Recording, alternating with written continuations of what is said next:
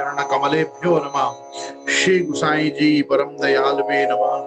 श्री गुरुभ्यो नमः। हरि श्रुते स्मृति पुराणानाम् आलयम् करुणालयम्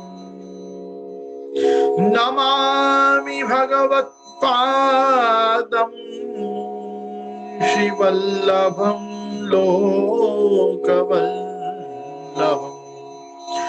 वल्लभं विठ्ठलाचार्यं श्रीकृष्णं बादरायणम् सूत्रभाष्यकृतौ वन्दे भगवन्तव पुनः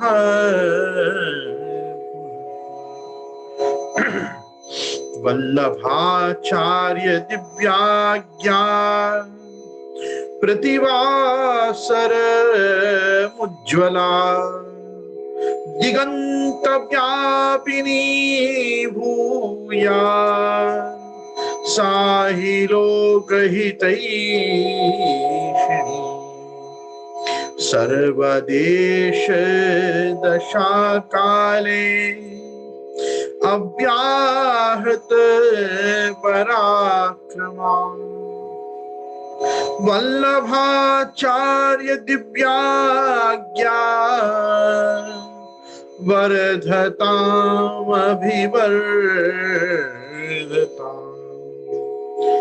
नत्वा श्री वल्लभाचार्यान् पुष्टिमार्गोपदेशकान् विठ्ठलेशान् गुरुंस्तौमि बालकृष्णं प्रभुन् श्री कृष्णाय नमः। श्री गुरुभ्यो नमः।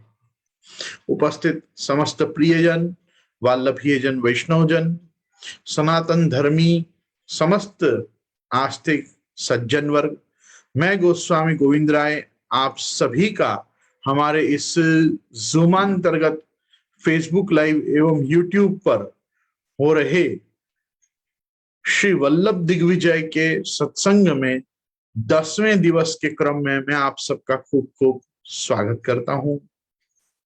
आज श्री ठाकुर जी में संपूर्ण सनातन धर्म में जम्मू कश्मीर से लेकर केरल पर्यंत या तमिलनाडु पर्यंत और गुजरात से लेकर और अरुणाचल प्रदेश पर्यंत विभिन्न नामों के साथ इस मकरार्क अर्थात इस मकर संक्रांति के महापर्व को सभी लोग मनाते हैं। सबकी अपनी अपनी विधा है, अपनी अपनी पद्धति है, अपने अपने क्रम हैं, लेकिन हर व्यक्ति इस भगवान मरीचिमाली भुवन भास्कर का दक्षिणायन मार्ग से उत्तरायण में जो ये प्रवेश है, ये जो उत्तरायण का आज से प्रारंभ है, इस समय को हर व्यक्ति बहुत अपने ही अनोखे ढंग से मनाता है। आज ठाकुर जी में हम विभिन्न प्रकार से प्रभु को तिलवारों गा के, गेंद चौगान के मनोरथ करके, हल्के श्रृंगार करके, कल हम भोगी संक्रांति में भारी श्रृंगार का क्रम रहता है,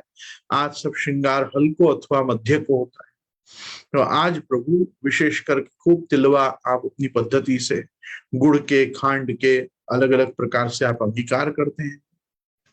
अपनी तिल तिल भक्ति प्रतिवर्ष, प्रतिदिन, प्रतिवासर बढ़े, इसलिए श्री गोवर्धन धर अपन पे कृपा करके अपने को भक्ति का दान करने के लिए ये तिलवा का आप अंगीकार करते हैं।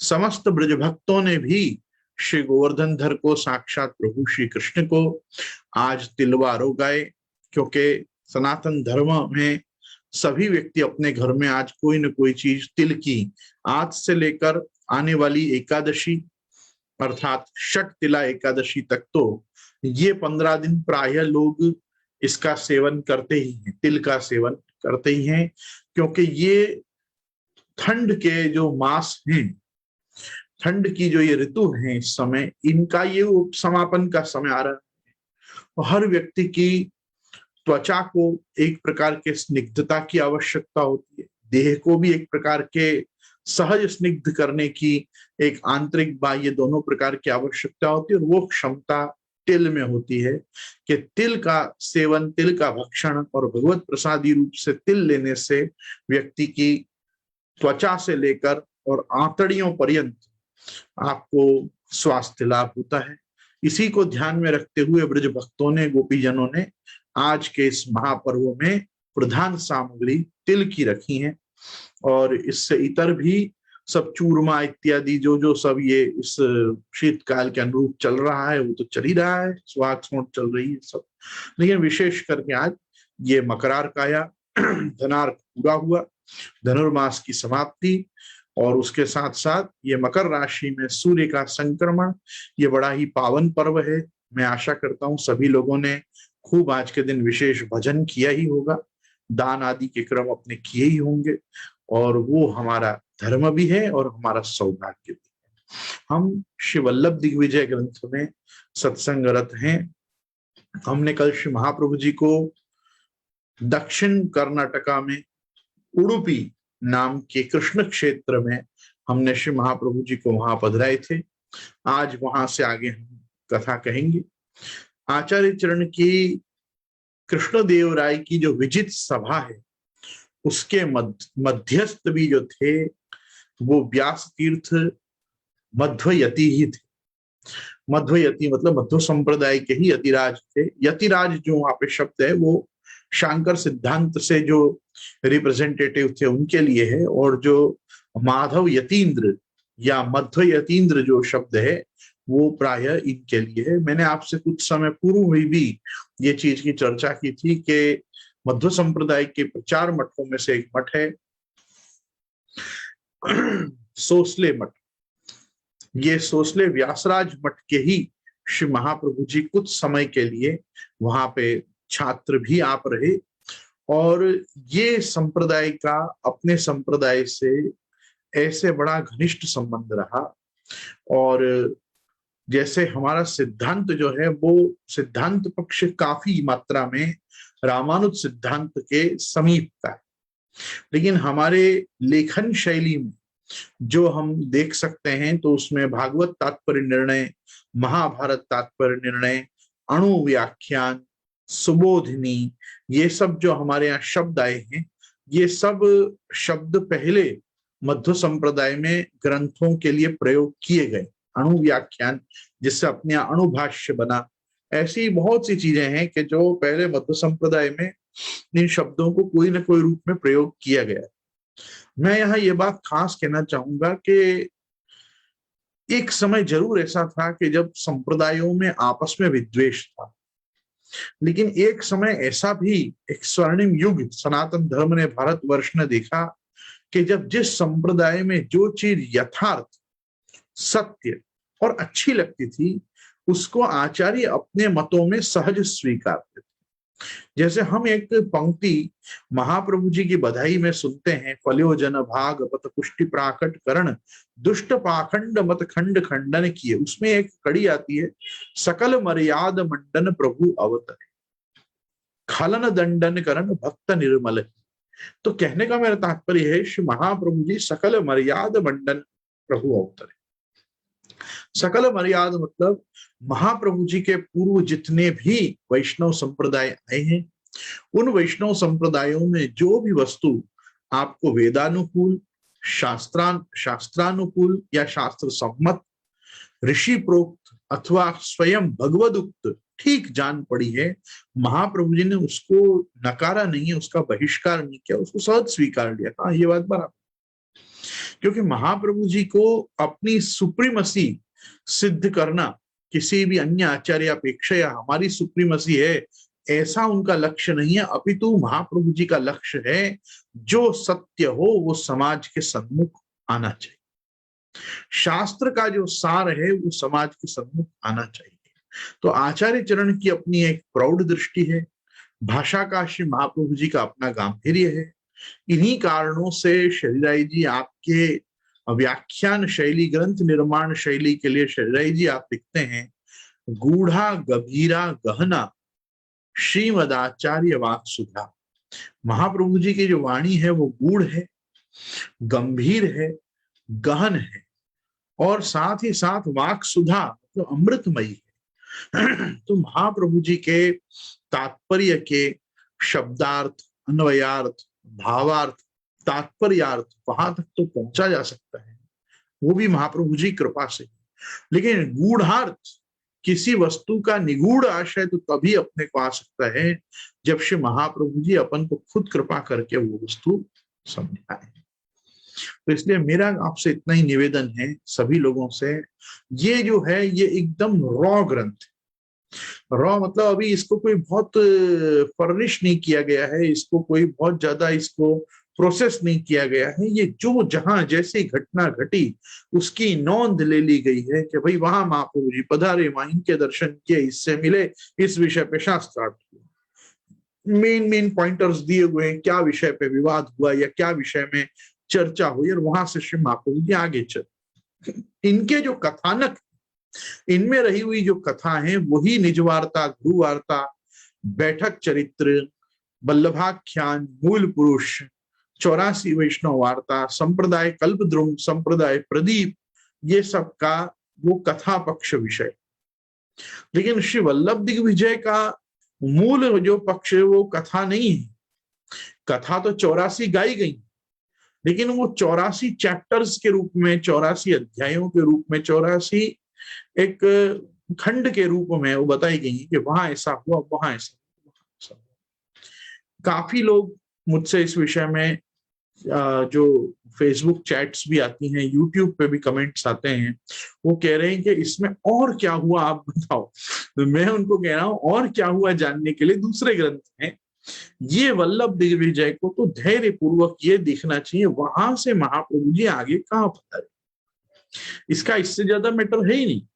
और महाप्रभु जी ने ये 3 पृथ्वी परिक्रमा कैसे, लेकिन मैं आपको कहना चाहूंगा बहुत लोगों की ऐसी भ्रांति है, भ्रम है उनको कि महाप्रभु जी ने ऐसे पूरा भारतवर्ष 3 बार घूमा, पूरा मतलब from the Indian peninsula to the top in the Himalayas. Mahaprabhu ji ने ऐसे पृथ्वी परिक्रमा महाप्रभु जी नहीं की। महाप्रभु जी ने पृथ्वी परिक्रमा ऐसे की, 1, 2 और 3। पहले एक छोटा सर्कल, उसके ऊपर फिर एक बड़ा सर्कल, फिर उसके ऊपर एक टॉप में पूरे भारतवर्ष का सर्कल। मतलब पहले आप केवल दक्षिण यात्रा को ही देखोगे। पहली यात्रा जो है उसमें दक्षिण बहुत करो तो पांडुरंग विठल नाथ जी तक, महाराष्ट्र पर्यंत। सेकंड यात्रा में श्री महाप्रभु जी गुजरात, मध्य प्रदेश, उत्तर प्रदेश का दक्षिण भाग, ऐसे वहां से होते हुए वापिस आप ये उत्कल देश मतलब पुरुषोत्तम क्षेत्र होके वापिस दक्षिण। तीसरी परिक्रमा जो है उसमें फिर आप उत्तर भारत तक आप पधारे हैं। ऐसा श्री यदुनाथ जी हमको ये मार्किंग कराना चाह रहे हैं कि it is not like 3 times covering whole of the India, it is like going like this, ठीक है, 1, 2 एंड अ बिग सर्कल 3, ऐसा। तो अभी आप देखोगे भी ना, तो जो महाप्रभु जी परिक्रमाएं पूरी होंगी, अभी तो परिक्रमा चल रही है पहली, अभी प्रथम परिक्रमा पूरी होगी तो दक्षिण भारत करके महाप्रभु जी आ जाएंगे घर पे कि हाँ भाई मेरी एक पृथ्वी परिक्रमा पूरी हो गई। ये जो कॉन्सेप्ट है श्री महाप्रभु जी का, ये ऐसा नहीं है कि कुछ महाप्रभु जी ने कम परिक्रमा की या कम किलोमीटर या माइल नापे।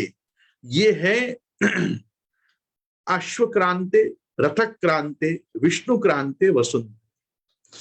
ये वसुंधरा जो भूमि है, पृथ्वी, इसको जो ढंग से करना चाहिए तीर्थाटन, वो ढंग से श्री महाप्रभु जी ने शास्त्रानुकूल पद्धति से ये तीर्थ पर्यटन भी किया है। तो इसलिए यहाँ पे भी उसको वो अश्वक्रांति, रथक्रांति, विष्णु क्रांति के रूप में ही महाप्रभु जी ने, भाई कहीं तक आपने केवल सह्याद्री को लांघा है, कहीं आपने विंध्याचल को भी लांघा है, कहीं आपने अरावली को भी पार करके और विंध्य को लांघ के आप हिमालय की तलहटी पर्यंत आप पधारे हैं।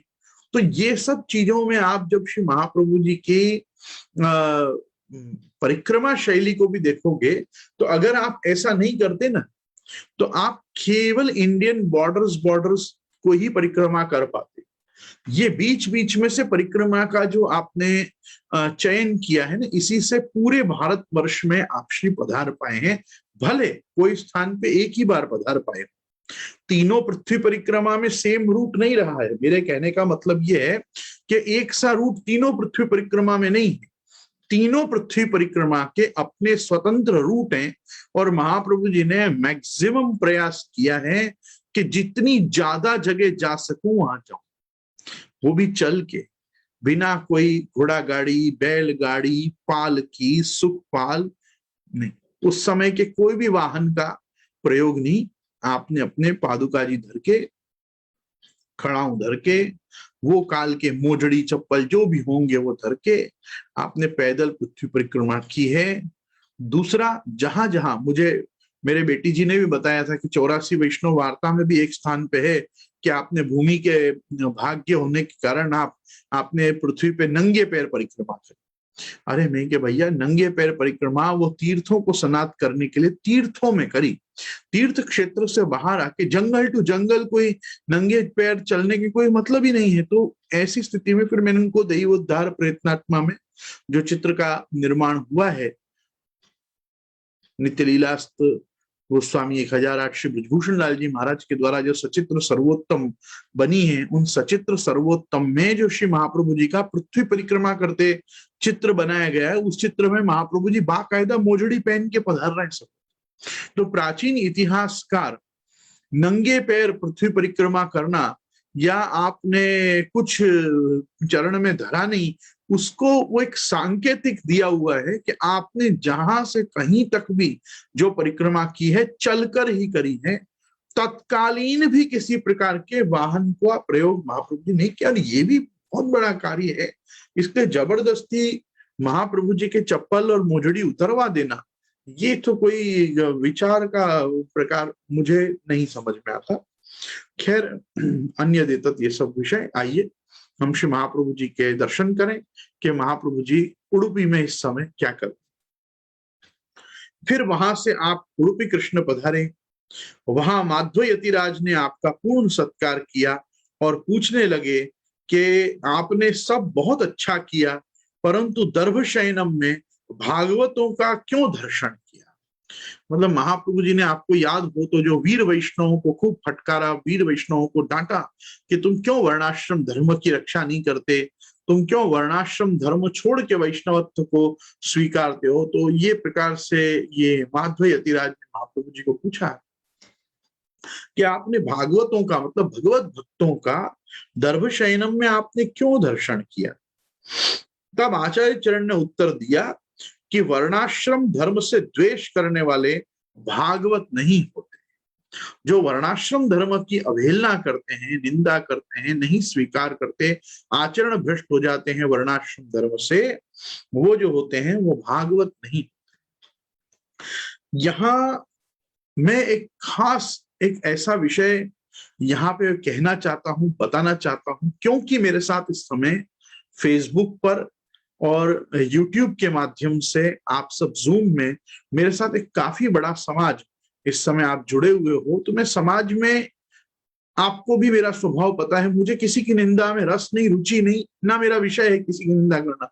मैं यहाँ श्री महाप्रभु जी का गुणानुवाद कीर्तन करने, यश गाने बैठा हूं। मैं, मुझे किसी की निंदा में लवलेश मात्र भी रस नहीं। लेकिन फिर भी जहां महाप्रभु जी बारंबार वर्णाश्रम धर्म इसकी बात कर रहे हैं, तो मैं सबसे पहले समस्त सनातन धर्मावलंबी पुष्टि मार्गीय वैष्णव जो दामोदर दास हरसानी जी के भाव वंशधर हैं, जो 84,252 वैष्णवों के भाव वंशधर हैं, मैं उन सब वैष्णवों से एक प्रश्न करना चाहता हूं कि हमारे गोस्वामी महानुभाव आचार्यों के कुल में जिन्होंने कुल कलंक रूप होकर अंतर जातीय विवाह किए, उनको एक गोस्वामी बालक, आचार्य बालक अथवा आचार्य त्वेन गुरु पदस्थ उनको भजते ही रहना, ये कौन सी अंधभक्ति है जो श्री महाप्रभु जी ने कहां बताई।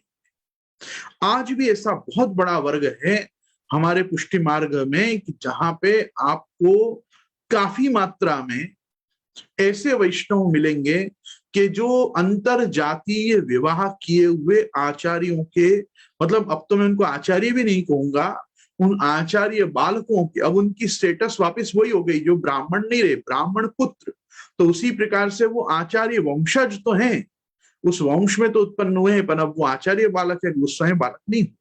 सबसे बड़ी वस्तु, जिन्होंने श्रीनाथ जी के चरण छोड़ दिए, जिन्होंने गोवर्धन धर का परित्याग कर दिया, गोवर्धन धर के इस मार्ग की, इस दिव्य अलौकिक आदिदैविक परिपाठी का परित्याग कर दिया, महाप्रभु जी गुसाई जी के अस्मत् कुलम निष्कलंकम यद कृष्णेन आत्मसात् कृतम, इस वाक्य को विपरीत करते हुए कुल कलंक रूप होकर, जिन्होंने किन्हीं भी कारणों से वर्ण व्यवस्था को भंग करके आश्रम व्यवस्था को छोड़ के ये वर्णाश्रम का परित्याग करके जिन गोस्वामी महानुभावों ने और जिन बेटी जियों ने अंतरजातीय विवाह कर लिए हैं, उनका आचार्य स्टेटस अभी भी पुष्टि मार्गीय वैष्णव समाज क्यों मानता है, ये एक प्रश्न का समाधान मैं आज तक कभी वैष्णवों से प्राप्त नहीं कर पाया।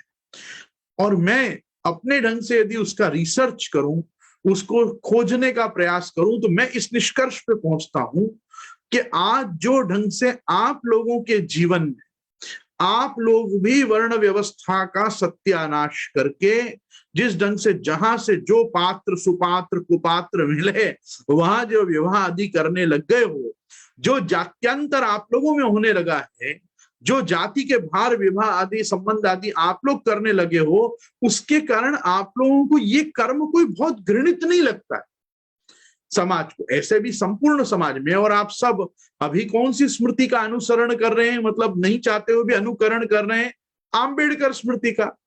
आम्बेडकर स्मृति में तो कोई व्यवस्था ही नहीं है कि कौन ब्राह्मण और कौन शूद्र और कौन क्षत्रिय और कौन वैश्य।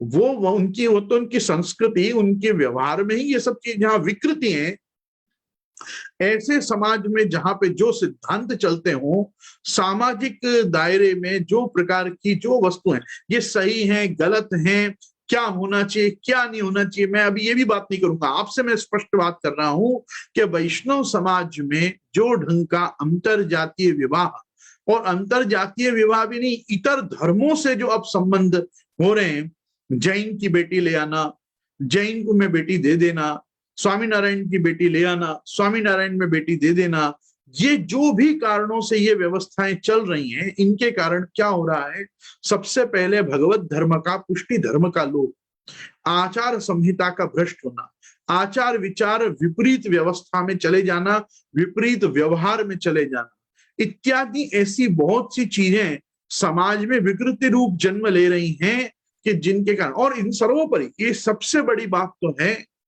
असमर्पित भक्षण यत्र तत्र सर्वत्र करने की आदत।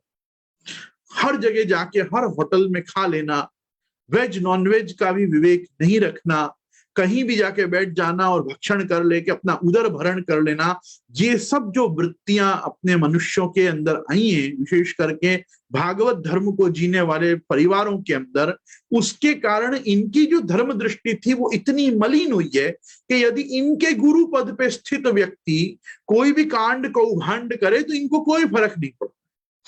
अरे हाँ, छे तो महाप्रभु जी ना बालक ने, હવે एक जे करे ते लीला, ये सब ऐसी गंदी बातें बोल के ये क्या ये श्री महाप्रभु जी का भला कर रहे हैं समाज के लोग। मैं आपको सिर्फ ये बात के लिए चौकन्ना कर रहा हूं।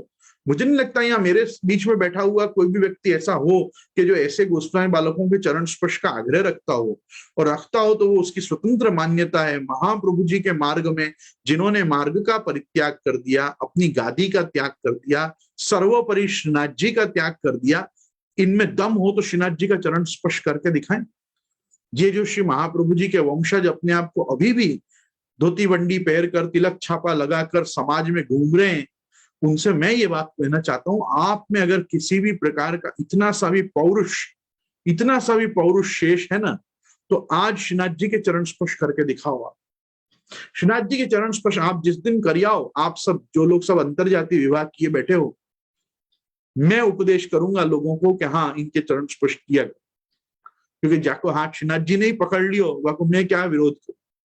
जिनके चरण श्रीनाथ जी ने अभी भी, जिनके दुर्लभांग्री सरोरु अभी भी जिनको सुलभ है, उनको उनका मैं क्या विरोध करूं, लेकिन मैं विरोध करूंगा, और मैं तब तक विरोध करूंगा जब तक इस प्रकार से वैष्णव समाज को मैं इन लोगों के साथ जुड़ा हुआ देखता रहूंगा, तब तक मैं अपना जी जलाऊंगा कि महाप्रभु जी की दो कंठी पैर कर, महाप्रभु जी के मार्ग में शरणागत आत्मनिवेदित होके महाप्रभु जी के ठाकुर जी की सेवा करते हुए ये महाप्रभु जी के बालकों के अंदर जो भी प्रकार के दूषण डेवलप हुए हैं उनके वर्णाश्रम धर्म त्याग करने के कारण यावत देहानुसंधानम तावत वर्णाश्रम धर्म अनुकरणीय, ये शब्द कहने वाले कि जब तक देहानुसंधान है, गर्मी लग रही, ठंडी लग रही है, भूख लग रही है, प्यास लग रही है, जवानी और बुढ़ापा में फर्क मालूम पड़ रहा है, हर प्रकार का जो देहाध्यास जब तक विद्यमान है अपने अंदर, तब तक वर्णाश्रम धर्म नहीं छोड़ना। हाँ, भगवत प्रेम की पराकाष्ठा में, भगवत प्रेम की उत्कंठा में ये सब चीजों का भान ही नहीं रहे और कोई कारण से वर्णाश्रम धर्म की कोई व्यवस्था में हमारी से च्युति हो जाए तो बात। और संकल्प पुरस्सर जिन्होंने जाति का परित्याग किया है, यहां मेरे लिए एक छोटी सी बात कह के मेरा विषय पूरा करना बहुत जरूरी है। मैं इन सभी गोस्वामी महानुभावों को 120 वचनामृतकार श्री गिरधर लाल जी महाराज, कांकरोली वाले गिरधर लाल जी महाराज 120 वचनामृतकार का एक वचनामृत याद दिलाना चाहता हूं। उन्होंने किसी पुराण में से एक कथा निकाली थी और वो सब डिटेल्स उस वचनामृत में ही है। मैं आपको केवल कथा का स्मरण करा दूं कि एक पक्षी की जात होती है जिसको कहते हैं टिटोरा और टिटोरी, मतलब नर और मादा, टिटोरा टिटोरी, ऐसा कोई पक्षी है। और वो लोग जो है वो समुद्र की जो बालुका होती है, समुद्र तट पे जो बालुका होती है उसमें अंडे देते और उन्हीं पे बैठ के उनको हैच करते। एक समय पे वो टिटोरा टिटोरी के अंडों को समुद्र आए और समुद्र का जल उनको ज्वार भाटा में खींच के ले गया। अब ये जो माता पिता थे बड़े विकल हुए कि अरे हमारे अंडे तो समुद्र में चले गए, अंडे समुद्र खा गया। तो इस प्रकार से ये लोग बहुत विकल हुए, रोने लगे। पक्षियों के समुदाय भेगे हुए, सब पक्षियों ने पूछा क्या हुआ, तो क्या इस प्रकार से सब हुआ। तो क्या एक काम कर सकते हैं, अपने समाज के जो प्रमुख है ना पक्षीराज गरुड़, वो बहुत सामर्थ्यवान है, अपन पक्षीराज से जाके विनती करें कि पक्षीराज आप कृपा करके हमारे वो अंडे समुद्र से वापिस, वो तो क्षीर समुद्र में अंदर पधार जाने की सामर्थ्य रखते हैं, वो तो लोकालोक पर्वत पार करके और श्वेत द्वीप भगवान के पास तक पहुंच जाते हैं, वो क्या इतना सा कार्य अपना नहीं करेंगे। तो जैसे समाज के इन्फ्लुएंशियल आदमी से समाज अपेक्षा रखता है, वैसे वो टिटोरा टिटोरी के सब जो सहयोगी थे उन सब पक्षियों ने पक्षी की सभा करके और गरुड़ जी का आवाहन किया। गरुड़ जी सभा में पक्षी समुदाय के बुलाने पे पधारे। समस्त पक्षियों ने उनसे विनती करी कि हे गरुड़ जी, आप कृपा करके वो समुद्र से इनके अंडे दिवा दो, इनको बहुत जन्म कर्म में जाके तो अंडे आए, बच्चा रहे और फिर इस ढंग से इनके साथ हो जाए तो कैसा हो। तो गरुड़ जी ने इनको कर्म के सिद्धांत, जैसा करेगा वैसा भरेगा, जो होना होगा वही होगा, और ईश्वर की इच्छा के आगे किसकी इच्छा चले इत्यादि बड़े बड़े प्रवचन करके गरुड़ जी वहां से चले गए, पधार गए। गरुड़ जी बड़े दिव्य सिद्धांत जीवन के, मतलब सुख दुख हानि लाभ जय पराजय पे प्रवचन देके गरुड़ जी पधार। गरुड़ जी ने इनका कोई काम नहीं किया, जैसे समाज के प्रमुख प्रायः समाज का कोई काम नहीं करते हैं, वो बस प्रमुख होते हैं। तो इस प्रकार से वो जब चले गए तो इन लोगों को बड़ा क्रोध, तो ये पक्षियों के समाज ने क्या किया, उनका परित्याग कर दिया, समाज से उनको बहिष्कृत कर दिया, समाज से उनको निकाल दिया। अब पक्षीराज जो है, हम ना हमारे राजा हैं और ना वो पक्षी समुदाय के सदस्य हैं, अब वो नहीं हमारे नहीं, बस इस प्रकार से परित्याग। गरुड़ जी तो अपने नित्य क्रम से, जब भगवान के वैकुंठ में सुप्रभात का समय था तो सुप्रभातम के समय आप तो वहां पहुंच गए सेवा में अप्रसादी करके, और वैकुंठ में क्षीर सागर में जाके और आप विराज। देखते हैं तो वहां क्या देखते हैं कि भगवान तो उनको पीठ दे के बैठे होते हैं। वैकुंठनाथ नारायण ने गरुड़ जी का मुंह देखना भी पसंद नहीं किया। भगवती लक्ष्मी जी को थोड़ी दया आई, उनने गरुड़ जी ने पूछा क्या क्या अपराध ऐसा मुझसे हुआ है कि आज नारायण मेरे सन्मुख भी नहीं देख रहे हैं, मेरे प्रणाम को भी नहीं स्वीकार रहे हैं, मेरे अभिवादन को नहीं ले रहे हैं, एक स्मित नहीं है भगवान के मुख पे, और मुझे देख के तो उनकी भ्रकुटी भी चढ़ गई है, क्या हुआ ऐसा। तो भगवती महालक्ष्मी जी ने उनको बताया कि तुम है ना समाज से निकाल दिए गए, और क्योंकि तुम्हारे समाज ने तुम्हारा परित्याग कर दिया है, बहिष्कार कर दिया है ना, इसलिए भगवान तुम्हारा मुंह देखना भी नहीं चाहते। उनको बड़ी ग्लानि हुई, अरे बाप रे, ये तो बहुत खराब हुआ।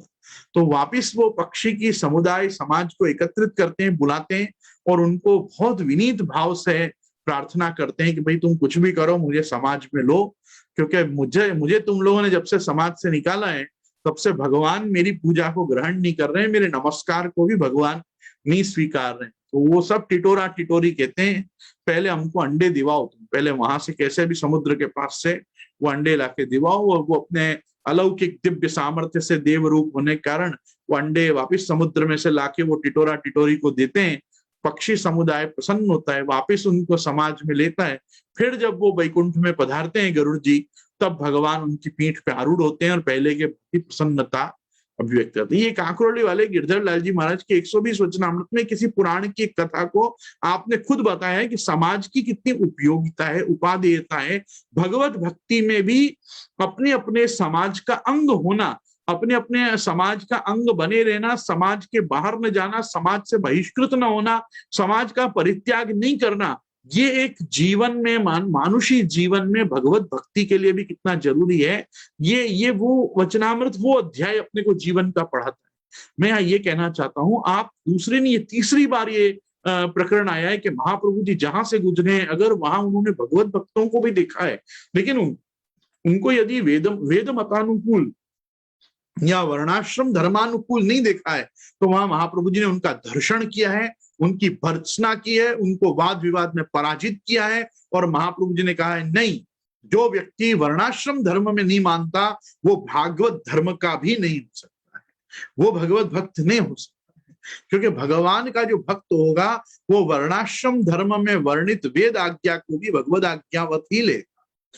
इसलिए मैं यहाँ खास कहना चाहता हूं कि आप में से जो लोग भी या आपके सगे संबंधी भी, जो लोग उन गोस्वामी बालकों का चरण स्पर्श करके अद्यावधि अहोभाग्य मान रहे हैं, जिन्होंने खुद ने अपने कुल की मर्यादा का खंडन करके अपने जाति और अपने वंश का परित्याग किया है या बाहर निकाल फेंके गए हैं, उससे आपकी कोई भक्ति नहीं बढ़ने वाली और ना आप उससे कोई श्री महाप्रभु जी की गुड बुक्स में बने रहने वाले हो। मैं बहुत हार्श वर्ड्स में ये बात कहना चाहता हूं, आज का समाज इतना मानसिक रूप से दरिद्र हो चुका है कि हर व्यक्ति को हर व्यक्ति के भले बने रहना है।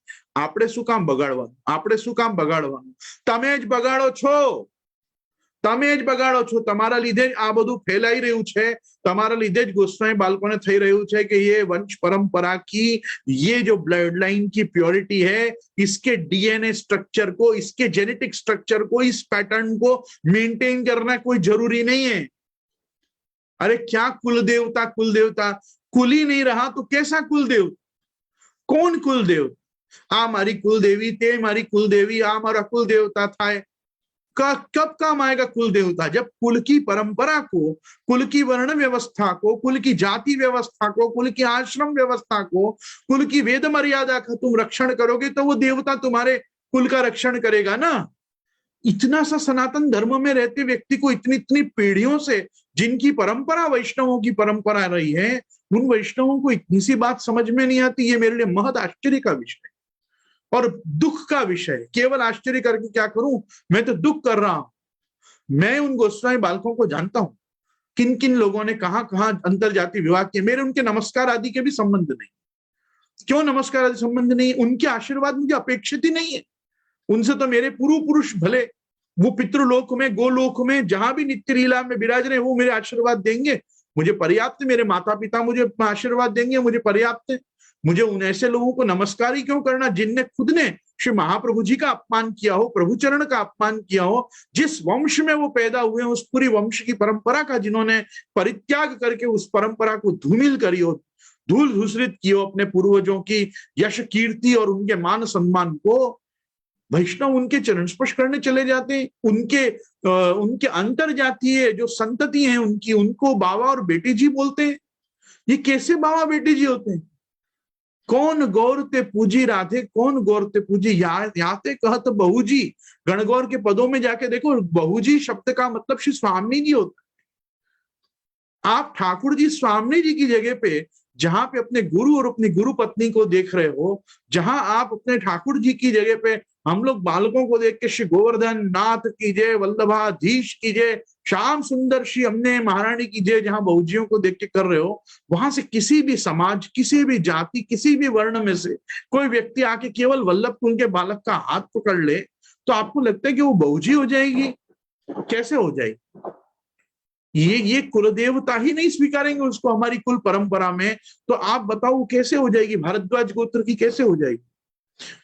ये कोई ऋषियों का युग है क्या कि जिस ऋषि युग में वो प्रतिलोम अनुलोम, अभी तो आप इस प्रकार के कर्म करो तो कलयुग में सीधा विलोम हो जाता है। सीधा उनसे जो संतति उत्पन्न हो रही है वो वर्ण व्यवस्था के बाहर होने के कारण अंत्यज हो रही है। यह पुमान पितरम द्वेष्टि तन विद्यात अन्य रेतसम, यह पुमान ईश्वरम द्वेष्टि तम विद्यात अंत्यजोद्भवम। ये जो जगन्नाथ जी ने जो वाक्य लिखे थे ना श्री महाप्रभु जी के लिए, कौन से वाक्य लिखे थे महाप्रभु जी के? एकम शास्त्रम देवकी पुत्र गीतम, एको देवो देवकी पुत्रेव, मंत्रोप्येकस्तस्य नामानि यानि, कर्माप्येकम तस्य देवस्य सेवा। जब ये वाक्य वो पत्र में लिखा हुआ आ गया, जो महाप्रभु जी ने निर्णय दिया था, जब जगन्नाथ जी ने भी वही निर्णय दिया, तब वहां एक व्यक्ति ने विरोध किया और विरोध करके कहा कि जगन्नाथ जी को तो हाथ ही नहीं है, जगन्नाथ जी के श्री विग्रह तो ऐसे हैं, केवल भुजदंड है, में श्रीहस्त के दर्शन नहीं है, हम ये चर्म चक्षुओं वालों को तो नहीं दिखते हैं, तो ये इनने लिखा ही कैसे? तो वहां पे राजा ने वापिस वो कलम दवात रखवाई और वापिस पट बंद किए और वापिस जब द्वार खोले तब जो लिखा हुआ पत्र में आया वो ये वाक्य आया, यह पुमान पितरम द्वेष्टि तम विद्यात अन्य रेतसम। जो अपने पिता से द्वेष करता हो उसको किसी और की संतान मानना चाहिए, वो अपने बाप की औलाद नहीं है। ये जगन्नाथ जी के वाक्य को मेरे और आपके लिखे हुए वाक्य नहीं है। और बाद में यहाँ पे भी जगन्नाथ जी को चैन नहीं पड़ा, जगन्नाथ जी को मन में हुआ अच्छा बेटा मेरे लिखे हुए वाक्य पे ही प्रश्न है ना कि ये मेरे को तो हाथ ही नहीं है, मैंने लिखा कैसे? तो दूसरे नीचे कड़ी में ये लिखा कि यह पुमान ईश्वरम द्वेष्टि, और जो व्यक्ति ईश्वर से द्वेष करता है वो तो अन्य रेतसम भी नहीं अंत्यजोद्भवम, वो तो किसी ऐसे व्यक्ति से उत्पन्न हुआ है जो ये वर्ण व्यवस्था के बारे में म्लेच्छ यवन और हीनातिहीन जगन्याति जगन्य व्यक्ति के द्वारा उत्पन्न वो संतति है। तो आप विचार तो करो कि ये जो वर्णाश्रम का धर्म का परित्याग करके अन्य जाति में विवाह किए बैठे गोस्वामी बालक हैं, ये तो यह पुमान ईश्वरम द्वेष भी करके बैठे और यह पुमान पितरम द्वेष करके भी बैठे हुए हैं। ये ईश्वर द्वेषी भी हैं और ये पितृद्वेषी भी हैं, क्योंकि इन्होंने ना महाप्रभु जी की लाज रखी, ना इन्होंने श्री गोवर्धन नाथ जी की लाज रखी।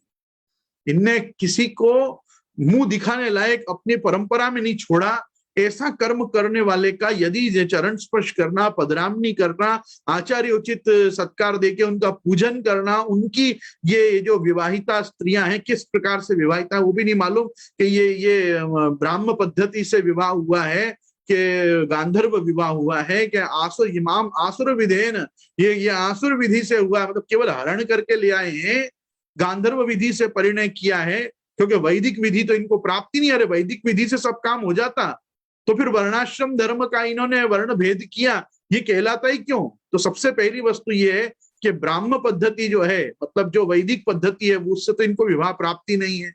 दूसरा, केवल गांधर्व विधि से अगर किसी से विवाह किया है तो उसका साक्षी कौन है? और उसका साक्षी देवता, राजा या गुरु होना चाहिए। और तीसरी समस्या ये है कि यदि तुमने आसुर पद्धति से विवाह किया है, आसुर विधि क्या है भाई? पहले के राक्षस लोग क्या करते थे, जिसकी स्त्री पसंद आई वहां से उसको उठा लाते थे, बस हरण हो गया तो वरण हो गया। तो अगर हरण करके ही वरण किया है तो फिर तुम तो खुद ही अपनी आसुरी वृत्ति को स्पष्ट कर रहे हो, उससे मुझे किसी को असुर बोलने की क्या आवश्यकता है? मैं यहाँ पे अभी भी कह रहा हूं, मेरा विषय किसी के लिए कुछ बोलना नहीं है, मेरा विषय ये महाप्रभु जी के चलती परिक्रमा के अंदर के क्रियाकलापों को देखो, उनकी लीलाओं को देखो, वो हर आचार्य को समझा रहे हैं केवल कृष्ण में भाव होना, केवल नारायण परत तत्व मानना, केवल विष्णु परत्व को स्वीकार के वो वर्णाश्रम का परित्याग करके जीवन जीना अगर है तो वो भागवत धर्म नहीं है। उसी प्रकार से ना ये तुम्हारा वैष्णव धर्म है कि तुम ऐसे गोस्वामी बालों को चरण स्पर्श करो कि जो इस वर्णाश्रम धर्म में ही अब नहीं रहे, श्रीनाथ जी के चरण स्पर्श के अधिकारी नहीं रहे। सात स्वरूप में, अरे ये जिन जिन घर में पैदा हुए ना, उनके पीठाधिपति गोस्वामी महानुभाव आचार्य बालक इनको अपने घर में घुसा दें तो मैं मेरी नाक कटवा के शूर्पणखा की तरह घूमूंगा। मैं शूर्पणखा की तरह घूमने को तैयार रहूंगा अगर इनको वो 7 घर के बालक भी अपने घर में अपने निधि में चरण स्पर्श दे दें तो। असंभव है। इतना ज्यादा श्री महाप्रभु जी के वंश में अपने आभिजात्य का हमको गौरव है। अरे तुम लोगों को बनिया होके और क्षत्रिय होके और भाटिया होके लोहाना होके इतना पटेल होके गौरव होता है कि हमें तो आम न आपड़े तो आम न, तो हमको क्या महाप्रभु जी के वंशजों के आत्मगौरव नहीं होगा क्या? क्या महाप्रभु जी के वंशज है अपने आत्मगौरव के आत्महनन की आत्महत्या करने वाले लोगों के जाके चरण स्पर्श करते शर्म नहीं आती है समाज को? मैं तो समाज से ये प्रश्न पूछ रहा हूं कि आपका खुद का जो एक अपनी अपनी जाति का गौरव है वो आड़े नहीं आता है कि कम से कम मैं मेरी जाति में तो हूं, मेरी जो भी जाति हो, मुझे जहां महाप्रभु जी ने जन्म दिया, जहां ठाकुर जी ने मेरा विचरण काल से निर्णय किया कि यथाग्ने क्षूद्रा विस्फुलिंगा विचरंती, ये मेरा अंश इस जाति में, इस जन्म में, इस कुल में, इस ढंग से जाके गिरेगा, तो वो जो एक पद्धति का जो तुमको गौरव है, वो गौरव कहां जाता है उस समय कि जब तुम महाप्रभु जी की मर्यादा और श्रीनाथ जी की मर्यादा को भ्रष्ट करने वाले, उनकी मर्यादा का खंडन करने वाले आचार्यों के चरण छूने बैठ जाते हो? तब खुद की नाक नहीं दिखती, देखनी चाहिए। आचार्यों के प्रति भी अपनी दृष्टि बहुत साफ होनी चाहिए, सर्वदा अहोभाव होना चाहिए और अहोभाव के लायक वहां चरित्र दिखना भी चाहिए। सीता जी ने रामचंद्र जी को बहुत अच्छी बात कही थी कि ये राज सिंहासन है, ये राज सिंहासन सर्वदा पवित्र होना भी चाहिए और पवित्र दिखना भी चाहिए।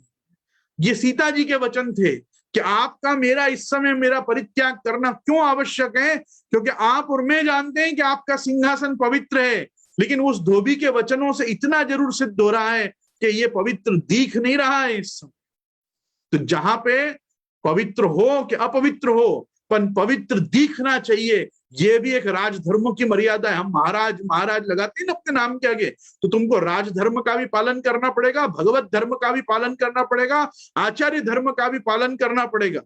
तुम ऐसे ही राजा महाराजा महाराज श्री 1008 108 ये वो नहीं हो सकते हो। तुमको उसके लिए उसके अनुरूप आचरण रखने पड़ेंगे, अनुरूप लौकिक रखना पड़ेगा। तुम्हारा भी लौकिक यदि शुद्ध नहीं होगा, तुम्हारा लौकिक यदि स्वस्थ नहीं होगा, तुम्हारा लौकिक यदि जैसा दिखना चाहिए वैसा नहीं होगा, तो ये लोकासक्त लोग, ये संसारासक्त लोग क्यों तुम्हारा भजन करेंगे, क्यों तुम्हारा चरण वंदन करेंगे? मैं पूछता हूं लोगों से। नहीं करना चाहिए। किसी के पैर छूने के पहले 5 बार सोचना चाहिए कि ये छूने लायक है कि नहीं है। मुझे आत्मसंतोष होना चाहिए। दृष्टिपूतम यसेत पादम वस्त्रपूतम पिबेत जलम सत्यपूतम वदेत वाक्यम मनःपूतम समाचरेत। आचरण करने के पहले मन से पूछना चाहिए कि ये क्या आचरण मेरा सही है?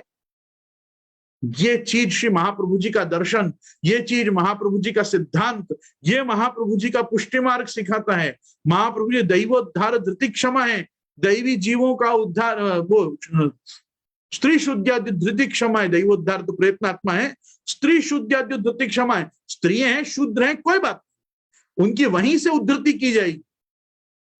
पर कोई ब्राह्मण होकर शूद्रवत आचरण करे तो उसकी शुद्धि नहीं होगी, क्योंकि तुमको शूद्र नहीं बनाया था, तुमको तो ब्राह्मण बनाया था।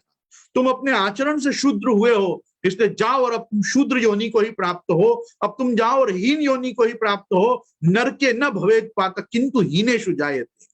ये नरक में तो फिर भी नहीं गिरेंगे जाके, लेकिन हीन योनि में जरूर जन्मेंगे। और आप विचार करो कि इनका जो चरण स्पर्श करेगा, इनको जो दंडवत करेगा, वो कहां जाके गिरेगा, उसका तो कोई अता पता भी नहीं बताया। इसलिए मैं समाज को ये बात कहना चाहता हूं, पर एक કેટલું सोशल वर्क करे। अरे सोशल वर्क तो लायंस क्लब भी कर रहा है, रोटरी क्लब भी कर रहा है, रेड क्रॉस ग्रुप भी कर रहा है, कोई और संस्थाएं भी कर रही हैं। तो क्या सबके चरण स्पर्श करोगे जाके? કેટલું समाज सेवा करे। समाज सेवा, अरे भगवत सेवा छोड़ के, माँ बाप की सेवा छोड़ के, महाप्रभु जी की सेवा छोड़ के, वैष्णव धर्म की सेवा छोड़ के अब अगर तुम समाज सेवा कर भी रहे हो तो तुम मेरे लिए म्युनिसिपालिटी के ऑफिसर से ज्यादा कुछ भी नहीं हो। तुम म्युनिसिपल कॉर्पोरेशन हो, वो भी समाज सेवा कर रहे हैं। आप क्या म्युनिसिपालिटी में सबके चरण स्पर्श करते हैं? मेरा सब वैष्णव से एक ही प्रश्न है, आचार्य बालकों के पास सबसे बड़ी, सबसे महंगी और सबसे अनुपम देन, अलौकिक देन, आदिदैविक देन उनकी ये ब्लड लाइन है, उनकी ऋषि परंपरा है, उनका ये वंश वृक्ष है।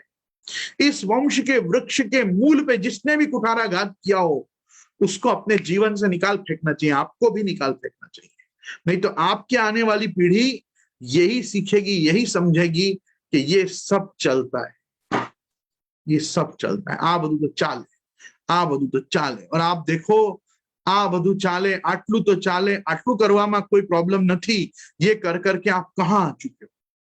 हमारा सनातन धर्म कहां आ चुका है, उसमें भी पुष्टि मार्ग कहां आ चुका है? आटलू तो चाले, नहीं चाले, चल ही नहीं रहा है। जो जहां है वो वहीं खड़ा है। તમે પુષ્ટિ માર્ગમાં છો પણ પુષ્ટિ માર્ગમાં ચાલતા નથી છો, इस मार्ग पे खड़े हो। तो अपने को क्या खड़े ही रहना है? क्या खड़े रहने के लिए आदमी मार्ग पे आता है? नहीं, उसके लिए डेस्टिनेशन पे आता है, गोल पे आता है, एक स्थान पे आ जाता है। लेकिन अगर मार्ग पे आया है मतलब वो चलने के लिए आया है, और चलना है तो अपनी चाल चलन पे ध्यान रखना पड़ेगा। बस मैं यही कहूंगा। इसके आगे मैं कहता हूं यहाँ पे कि श्री महाप्रभु जी क्या आज्ञा कर रहे हैं। आचार्य चरण ने उत्तर दिया कि वर्णाश्रम धर्म से द्वेष करने वाले भागवत नहीं होते, उनको उनको तो दर्शन करना ही चाहिए। तो महाप्रभु जी की आज्ञा से मैंने भी आज की हमारी इस सभा में, मैं मुझसे जितना दर्शन हो सकता था मैंने उतना दर्शन कर दिया है। दर्शन मतलब उनको थोड़ा आईना भी दिखाया है और थोड़ा उनके भर्त्सना भी किए कि नहीं तुमने सही नहीं किया, और तुम्हारे कारण मेरा जो पुष्टि मार्गीय समाज है, महाप्रभु जी की दो कंठी पैरा हुआ, वो भी पथभ्रांत हो रहा है, इसलिए ये नहीं होना चाहिए। ठीक है, तो इस प्रकार से यहाँ पे दर्शन हुआ। तब आचार्य चरण ने उत्तर दिया, ठीक है, हो गया। यूं कहकर वहां से श्री महाप्रभु जी चले और गोकर्ण पहुंचे। ये भी बहुत बड़ा उत्तम तीर्थ है दक्षिण भारत का। Gokarna is second Kashi, it is second Kashi to India. मतलब जैसे शास्त्र विद्वान विद्वत्ता के निर्णय, शास्त्र के निर्णय लोग लेने जैसे काशी के विद्वानों को पूछते हैं, वैसे दक्षिण में अनादिकाल से परंपरा है कि जब विद्वानों में, धर्माचार्यों में, कोई धर्म के निर्णय में, धर्म संकट में कोई भी परिस्थिति खड़ी होती है तो लोग गोकर्ण में जाके भी गोकर्ण के विद्वानों से मंत्रणा करते हैं, विचार विमर्श करते हैं। महाप्रभु जी गोकर्ण पधारे। वहां शिव धर्म आदि चारों प्रकार के शैव आए। उनने अपने वामादि मत का अच्छा प्रतिपादन किया, पर आचार्य चरण ने उन सब का खंडन किया। वहां ही विद्यानगर का राजपुरोहित आंध्र भट्ट आपको लेने आया और कहने लगा, राजा ने प्रणाम कर विज्ञापन करवाया है कि मेरे पुर पधारने की कृपा करिए। सुब्रह्मण्य का जय सुनकर राजा ने सपरिकर मुझे भेजा है। हाथी घोड़ा आदि पीछे से आ रहे हैं। यहाँ राजा कृष्णदेव राय के राजपुरोहित फिर एक बार श्री महाप्रभु जी को अपने घर, मतलब राजा का क्योंकि निकट ही है तो इसलिए वहां पधराने आए हैं। तदनंतर आचार्य चरण वहां से चले। अब महाप्रभु जी उडुपी से चले हैं आगे गोकर्ण, और गोकर्ण से फिर महाप्रभु जी ने मार्ग लिया है ऋष्यशृंग आश्रम का, मतलब श्रृंगेरी मठ। शांकर संप्रदाय में चतुराम्नाय पीठों में 4 प्रधान पीठ हैं, जिनमें बद्रिकाश्रम, ज्योतिर्मठ, पूर्व में गोवर्धन मठ पुरुषोत्तम क्षेत्र जगन्नाथ जी के धाम में पुरी में, द्वारका में कालिका मठ अथवा द्वारका शारदा पीठ, और दक्षिण में श्रृंगेरी शारदा पीठ। तो ये श्रृंगेरी की जो शारदा पीठ है, इनको 4 अलग अलग अहम ब्रह्मास्मि, तत्वमसि, प्रज्ञानम ब्रह्म और अयम आत्मा ब्रह्म, ये 4 महावाक्य, 4 वेद, 4 इनको तीर्थ इस प्रकार से मिले हुए हैं। ये जो श्रृंगेरी मठ है, ये श्रृंगेरी भी आदि शंकराचार्य के प्रधान 4 मठों में से एक, और उसमें भी सबसे पहला मठ है। शंकराचार्य जी ने, आदि शंकराचार्य ने अपना सबसे पहला मठ यहाँ श्रृंगेरी में ही बनाया था। और श्रृंगेरी का जो प्रदेश था, वहां वो एक समय पे तुंगभद्रा नदी के तट पे अपना प्रातराह्निक कर रहे थे। प्रातः काल की उनकी जो भी पूजा उपासना में, योग ध्यान आदि में रत थे। तो वहां उन्होंने एक बड़ा चमत्कृत दृश्य देखा कि वहां एक गर्भिणी ऐसी मेंढकी का भारी गर्मी से, धूप के ताप से एक सर्प रक्षा कर, जबकि सर्प का जो है, एक नाग का, एक सर्प का नैसर्गिक भोजन मेंढक या मेंढकी। मेंढक को देखते ही सर्प खा जाता है, लेकिन जब उसने देखा कि अरे ये तो गर्भिणी है और ये जल से बाहर है और इसको इतनी गर्मी लग रही है और इसमें इतनी शक्ति नहीं है कि ये इतनी गर्भिणी मेंढकी ये पानी तक, जल तक पहुंच सके वापिस तुंगभद्रा नदी के तट तक, तो वो एक छाया करता हुआ अपने फणों से और उसके पीछे पीछे पीछे पीछे गया, और जब वो जल में चली गई तो वो सर्प भी कहीं चला गया। तो उस स्थान में रही हुई सात्विकता के दर्शन देखे कि इतने हिंसक पशु ने भी, इतने हिंसक जानवर ने भी अपनी हिंसा छोड़ दी और केवल यहाँ वो यूं समझो कि जैसे मानवता का रक्षण कर रहा हो, वैसे जीव जीवस्य भोजनम नहीं हो के जीव जीवस्य रक्षणम का कार्य कर रहा है। तो इतनी सात्विक स्थान में मैं मेरा पहला मठ स्थापित करूंगा। इस प्रकार से वो जगह की सात्विकता, और वहां आज भी आप देखो तो जो वहां का नैसर्गिक सौंदर्य है, तुंगभद्रा नदी बीच में से बह रही है, श्रृंगेरी दो भाग में बटा हुआ है, एक तरफ श्रृंगेरी गांव है और एक तरफ श्रृंगेरी आचार्य का, शंकराचार्य का मठ है। अति अद्भुत और आध्यात्मिक जगह है।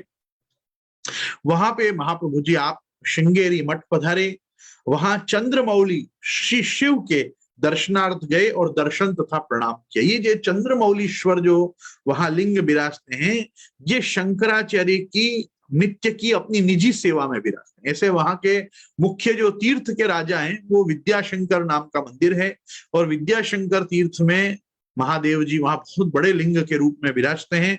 लेकिन ये जो चंद्रमौली हैं, ये चार चंद्रमौलीश्वर जो चार शंकराचार्यों को स्वयं साक्षात कैलाश में भगवान शिव पार्वती ने नंदिकेश्वर के दिव्य सन्निधान में, मतलब नंदिकेश्वर भी उस समय वहां पे थे, और शंकराचार्य को पूजन के लिए जो दिए, कुछ लोग कहते हैं 4 दिए, कुछ लोग कहते हैं 5 दिए, जितने भी दिए हों, ये 4-5 जो भी चंद्रमौलीश्वर नाम के स्फटिक लिंग हैं, उनमें से एक वहां पे श्रृंगेरी में विराजता है।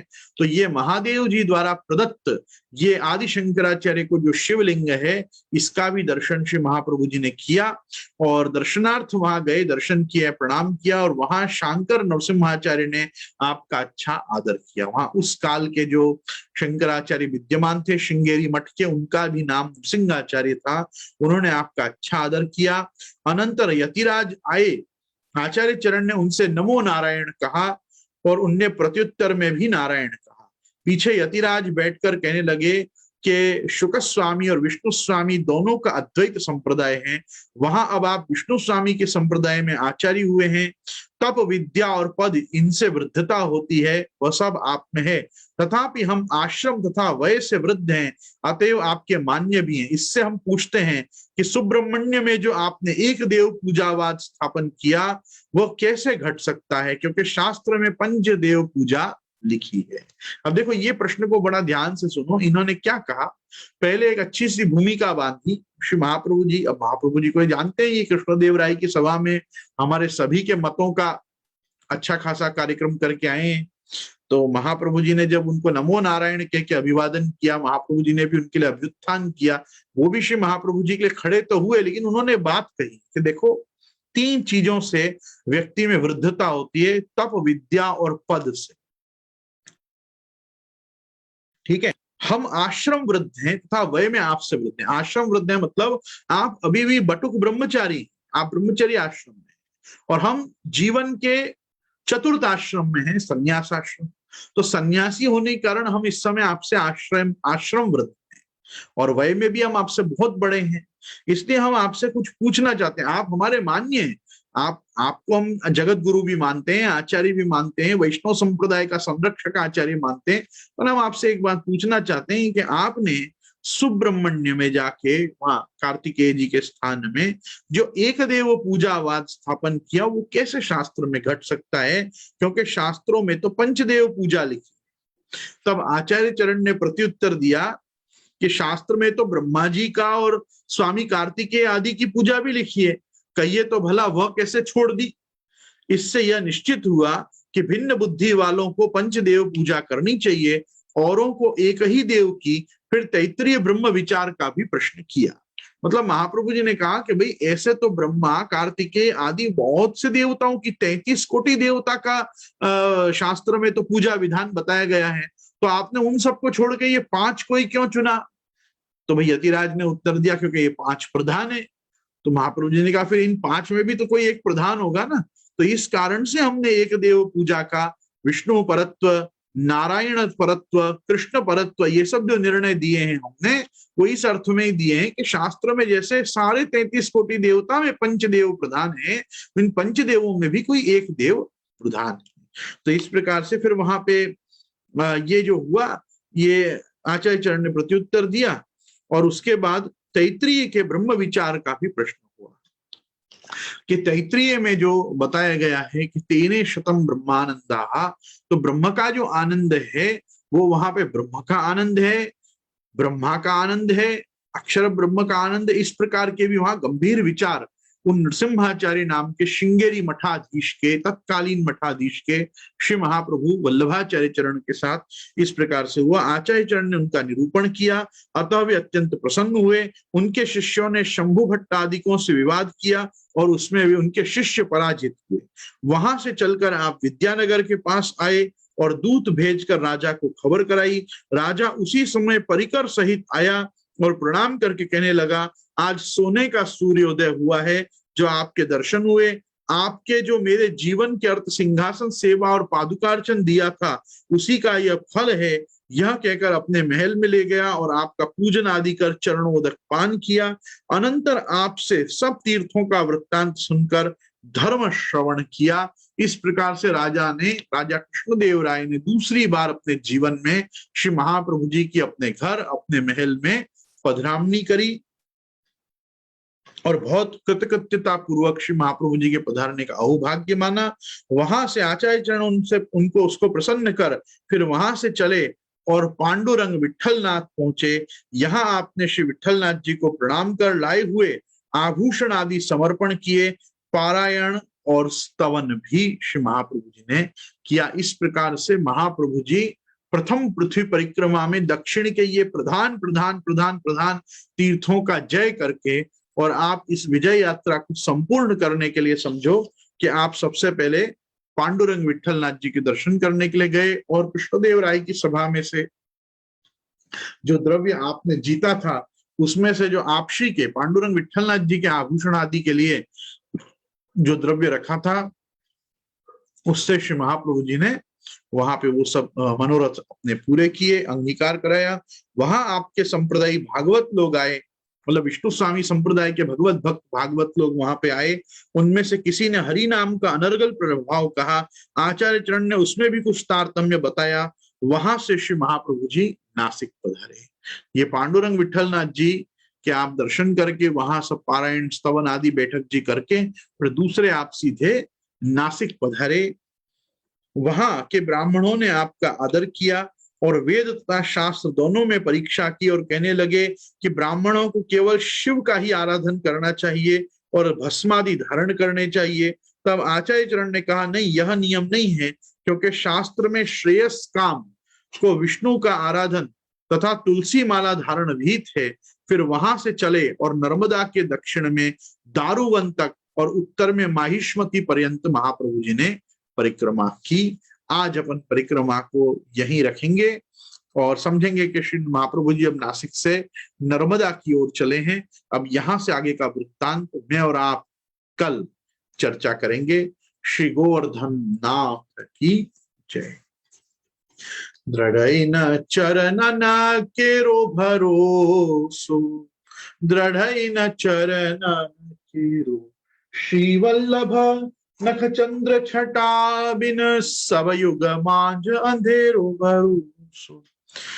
साधन और नहीं आकली में चासों हो यदि बेरो, सूर कहा कहे द्विविधयाधरो बिना मूल को चेरो भरोसो। दृढ़ न चरणन केरो भरोसो। शिवल्लभा